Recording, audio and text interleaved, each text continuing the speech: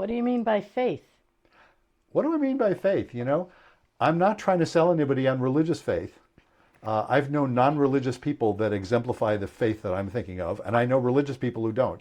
So it's not directly the same as what people usually call religious faith. It's not a particular religion, certainly, or a particular set of beliefs.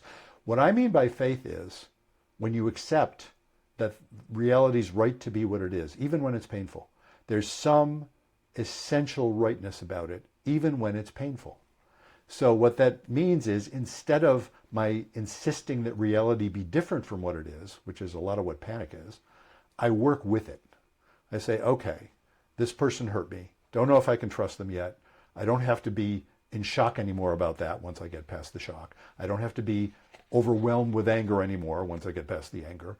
Now what do I do? Well, a faith-based approach there, as I describe it, would be, all right, I'm a valid person. They're a valid person. We're going to have to figure this out.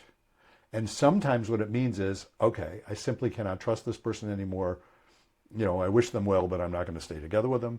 Sometimes it means I'm going to have to find a way of understanding how a good person could have done that. Fully understanding they shouldn't have, fully understanding I wish they hadn't, but try to understand what was going on for them, what was going on for me that I missed it. What was happening in this relationship. It's not the same as blaming the victim. I'm not blaming people for when they get cheated on. I am observing that if you're going to work with it from a perspective that even good people do bad things sometimes, there's some reasons for it. Maybe we can understand that. And when we do, we might have a much better relationship than even we had before. And that I do find very inspiring when people are able to work through, past the anger and say, okay, what the hell happened? How did this happen to us?